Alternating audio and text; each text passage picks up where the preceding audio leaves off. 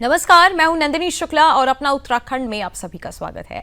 Bulletin की शुरुआत करते हैं जहां उत्तराखंड की ग्रीष्मकालीन राजधानी गैरसैंण में 9 मार्च से प्रस्तावित बजट सत्र को लेकर सियासी सरगर्मियां तेज हो गई हैं। पिछले वर्ष बजट सत्र के दौरान विपक्ष के हंगामे से कार्यवाही प्रभावित हुई थी।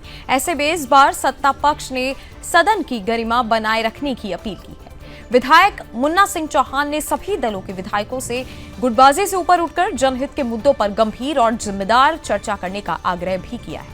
उन्होंने कहा है कि विधानसभा सत्र लोकतांत्रिक व्यवस्था का महत्वपूर्ण मंच है, जहां जनता से जुड़े सवालों और विकास से संबंधित विषयों पर सार्थक विमर्श होना चाहिए।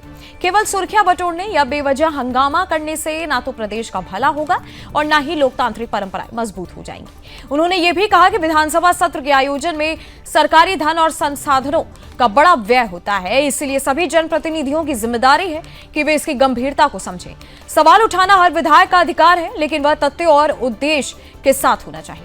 सड़क और सदन की चर्चा में अंतर होना चाहिए और हर बहस का केंद्र जन कल्याण होना चाहिए। चौहान ने भरोसा जताया कि आगामी सत्र में सरकार जनहित से जुड़े मुद्दों पर पूरी तत्परता से जवाब देगी और सदन की कार्यवाही को सार्थक बनाया जाएगा। उन्होंने कहा कि उनकी पार्टी में विधायकों को प्रश्नकाल में सक्रिय रहने और जन सरोकारों के विषय उठाने के लिए प्रोत्साहित किया जाता है, जिससे लोकतांत्रिक मूल्यों को और ज्यादा मजबूती मिलती है। अब देखना होगा कि गैरसैंण में होने वाला ये बजट सत्र प्रदेश के लिए कितना सार्थक दिशा तय कर पाता है।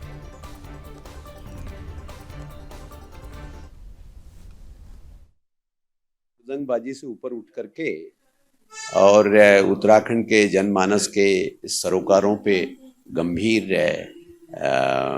चर्चा करें, बहुत गंभीर विषयों को उठाएं और जन कल्याण के मुद्दों को उठाना, जन कल्याण के बारे में गंभीरता पूर्वक और जिम्मेदारी पूर्वक जोड़ करके कह रहा हूँ, चर्चा करना हर राजनीतिक दल का अधिकार है, हर विधायक का अधिकार है।